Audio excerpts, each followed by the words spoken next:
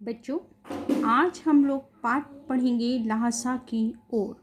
ये पाठ हमारी क्षितिज पुस्तक भाग 1 से लिया गया है। इस पाठ के लेखक हैं राहुल सांकृत्यायन। इस पाठ में राहुल सांकृत्यायन जी ने अपनी यात्रा का वर्णन किया है। घुमक्कड़ी स्वभाव वाले राहुल सांकृत्यायन का जन्म सन 1893 में गांव 15 जिला आजमगढ़ में हुआ था। ये उत्तर प्रदेश में था। इनका वास्तविक नाम केदार पांडे था। इनकी शिक्षा काशी, आगरा और लाहौर में हुई थी। 1930 ईस्वी में श्रीलंका जाकर इन्होंने बौद्ध धर्म ग्रहण किया और इनका नाम राहुल सांकृत्यायन हो गया। इन्हें महापंडित भी कहा जाता था क्योंकि ये पाली, प्राकृत और तिब्बती, चीनी, जापानी, रूसी आदि अनेक भाषाओं के ज्ञाता थे।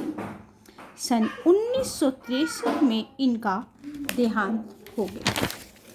इस पाठ में राहुल जी ने अपनी यात्रा का वर्णन किया है लहासा की ओर।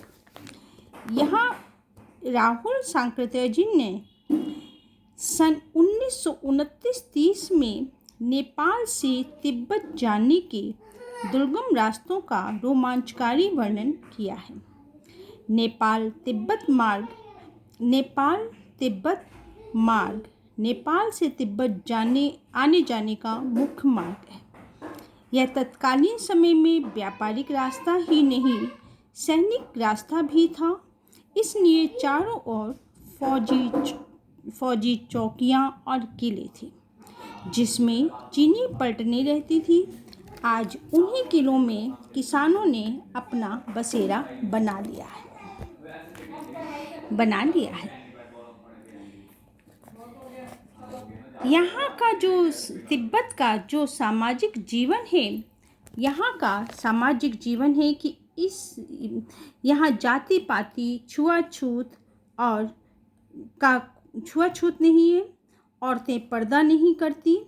निम्न श्रेणी के भिखमंगों को छोड़कर कोई भी अपरिचित व्यक्ति किसी के घर अंदर जाकर वहाँ की स्त्रियों से चाय बनवा सकता है, नहीं तो आप स्वयं भी जाकर बना सकते हैं।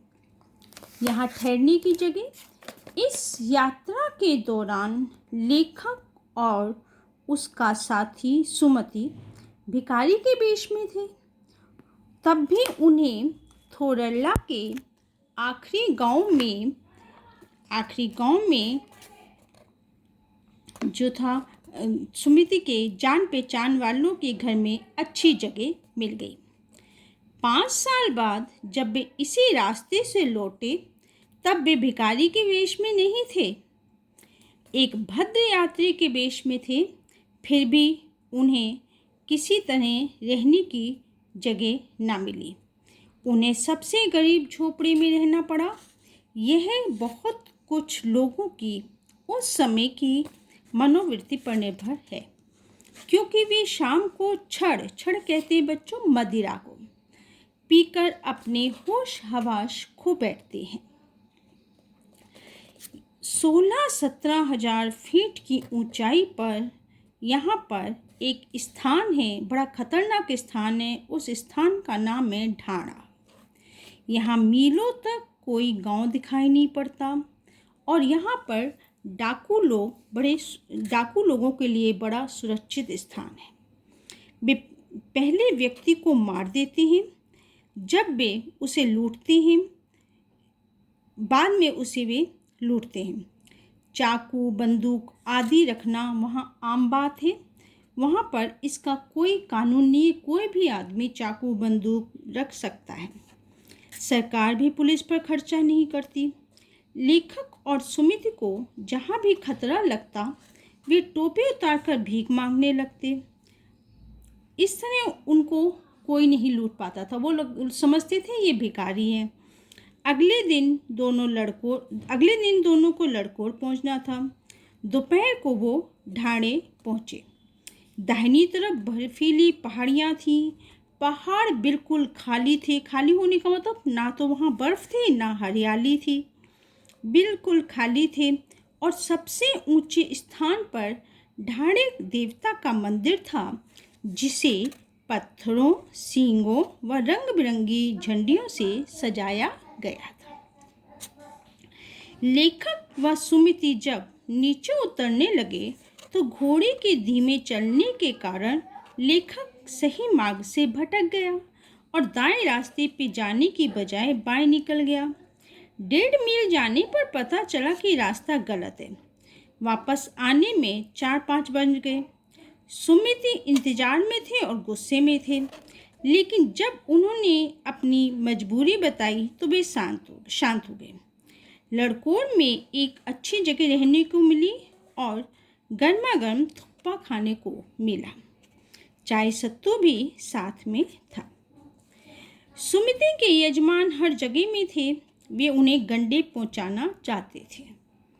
गंडे कपड़े की पतली पतली चिरी बत्तियों से बनते थे। मतलब कपड़े को महीन महीन काट कर उसके गंडे, मतलब गंडे होते हैं जो बताएं शोल्डर पे, जो बताएं बाहों, बताएं यहाँ पर कंधे के नीचे जो बाजू है वहाँ पर बांधते, बाजू के ऊपर बांधते हैं, उसे गंडे कहते हैं। तो वहाँ पर गंडे बनाता था और वहाँ पहुँचाता था। गंडे खत्म होने पर सुमिति कपड़ों के नए गंडे बना लेता था। लेखक ने सुमिति को दूर गांव में न जाने के लिए राजी कर लिया। तिब्बत की जमीन जागीरदारों में बटी है। इन जागीरों का काफ़ी भाग मठों के हाथ में। जागीरदार किसानों से खेती कराता है। कोई भिक्षु खेती का प्रबंध देखने आता तो उसे राजा के समान आदर मिलता है। लेखक और सुमिति शेखर विहार में एक भद्र पुरुष से मिले। भिकमंगों के वेश में होने पर भी उन्हें आदर मिला। यहाँ एक बौद्ध मंदिर था, जहाँ बुद्ध की 103 हस्तलिखित पोथियाँ रखी हुई थी। वहीं लेखक ने आसन जमाया। एक एक पोथी 15-15 शेर की रही होगी। लेखक उन्हीं पोथियों में रम गया मतलब पढ़ने लगा। सुमिति ने यजमानों के पास जाने के बारे में पूछा तो लेखक ने अनुमति दे दी। अगले दिन वे भिक्षु से विदाई लेकर चल दिए। ये था आपका ल्हासा की ओर पाठ का सार। इसमें लेखक ने अपने यात्रा का वृत्तांत लिखा है। तिब्बत के जो है सामाजिक जीवन, ठहरने की सही जगह, ढाणा थोरनला का जंगल, उतराई में भटकाव, जागीरदारी प्रथा, ये सब जो उन्होंने बताया है।